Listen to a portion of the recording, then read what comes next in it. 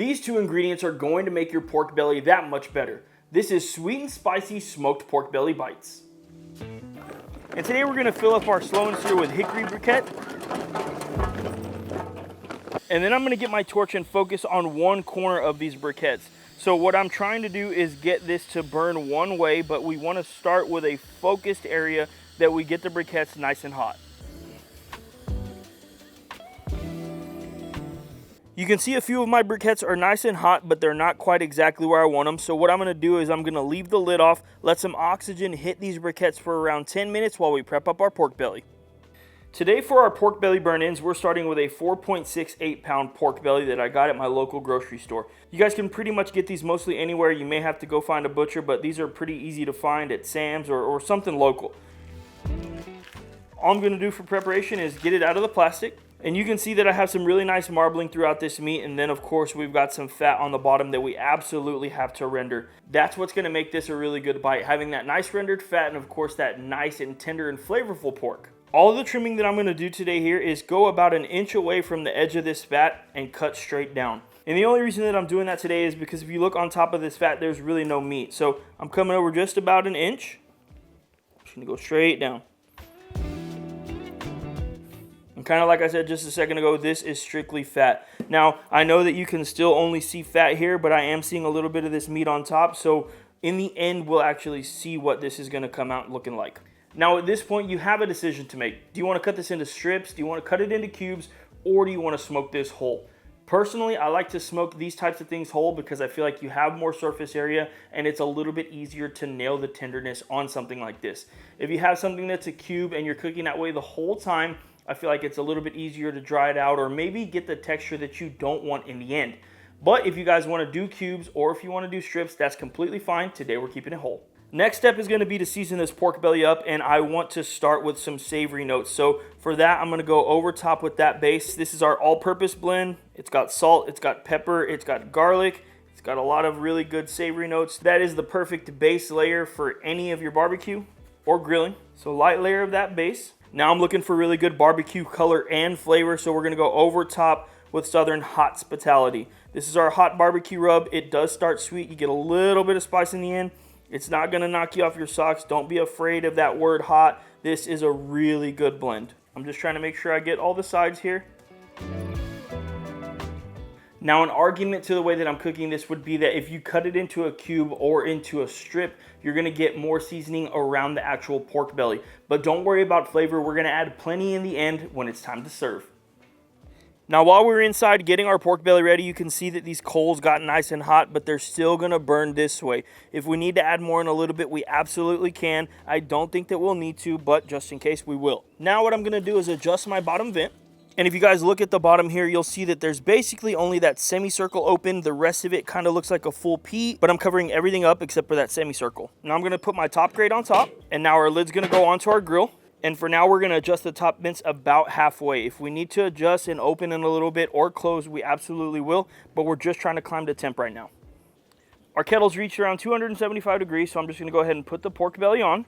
It's obviously opposite of our hot coals, and then we're just gonna go ahead and shut this down and let it catch some smoke. It's been right at 1 hour on our pork belly burn-ins, and we wanna take a look and see where we're at. Now, the first thing right off of the bat I can tell is that this side that's closest to the fire is getting a little bit more color than this back side. That's completely fine, and that's pretty much expected, but what we can do is actually flip this around. That's exactly why I like putting it on this little rack. And then we can go ahead and spray this with a little bit of spritz. Today, this is water and apple cider vinegar. We're keeping it extremely simple. Just want to keep some moisture on top here, no big deal. And now we'll go ahead and put the lid back on. At this point, we're just looking for good color and for that rub to stick to the meat. So we're almost there. We probably won't have it on this side for another hour, maybe around 30 minutes, and we'll show you how we're gonna wrap. Right at 2 hours into our cook, we want to look at our pork belly. I'm really liking the color overall that we have on our pork belly. I know for a fact, I have my gloves on, but I know for a fact if I touch that, none of that rub is gonna come off. If I take a quick temp here, I'm at right around 160 degrees. So what I wanna do now is I wanna get this wrapped up, add some flavor there so we can cook this up and get this nice and tender. Now, in order to wrap up our pork belly today, we're gonna add some butter over top. We're also going to go ahead and hit this over top with the glaze that we're working on right now. Apple is the most dominant flavor here. And now for a little bit of that barbecue flavor, we're going to go right over top with Killer Hog's vinegar.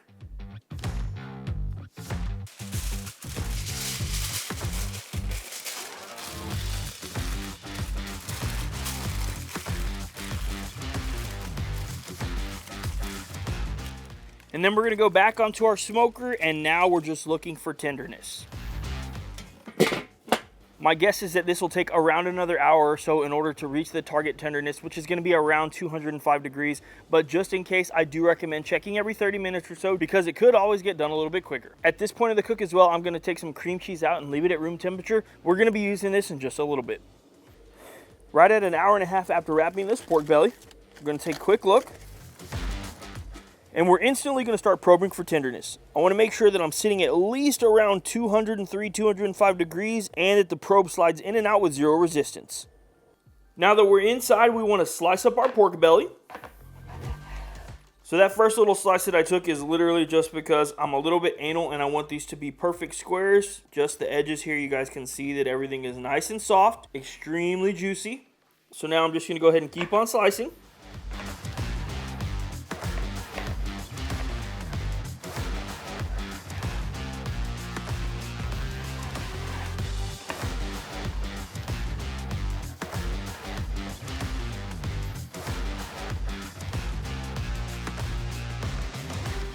Now that we've got our cubes, we're going to go over top with a mixture of 50% the barbecue sauce and 50% Killer Hog's vinegar sauce.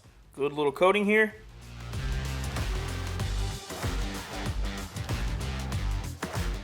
I can go ahead and get some of the barbecue sauce that dripped off and paint the sides, trying to get the flavor all the way around this pork belly. Now what we're going to do is go over top with some grinded up hospitality. It's just the same exact barbecue rub that we used when we seasoned this up, but we're grinding it up so it can kind of melt into that pork belly. This is going to bring some really good flavor right here in the end and also some last minute color. And then we'll just go right back onto the smoker for around 10 minutes or so while the sauce sets. I hope you guys didn't forget about the room temperature cream cheese that we took out earlier when we wrapped our pork belly. Now it's time to put it into this recipe. I have the room temperature cream cheese. I'll put it right into a bowl. Then we're going to go ahead and sprinkle a lot of seasoning right over top. And we're also going to add a few tablespoons of that apple glaze. We're just going to get everything nice and mixed together. Now we're going to get this cream cheese and we're going to squeeze it right in the middle of this pork belly. We're going to make sure to do the same exact thing on all of them.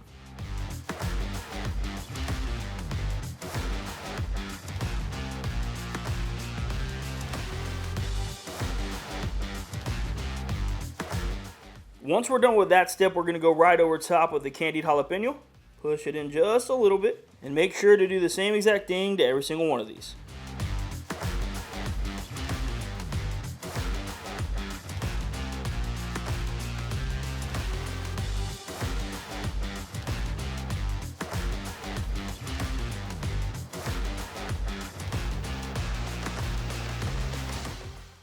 Pork belly is fully done. Now it's time to try this. I have to give a quick shout out to my buddy Zach with Meat Locker Misfits. He's actually the reason that we're doing this recipe today. We did change it from what he does, but he gave us the overall idea. He actually cooked these at one of our barbecue competitions. I think it was maybe last year or 2 years ago, but everybody loved them, so today we knew we had to try. This one right here has got my name written all over it, and although I know that this is going to be a mouthful, of course, I'm going to eat the whole thing.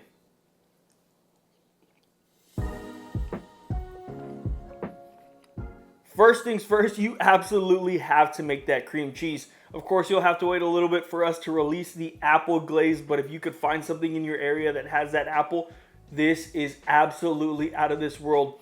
I get so much richness from the cream cheese. That candied jalapeno is perfect. It really tastes sweet and spicy at the same exact time. The pork belly, the fat is rendered perfectly, and that meat just falls apart in my mouth.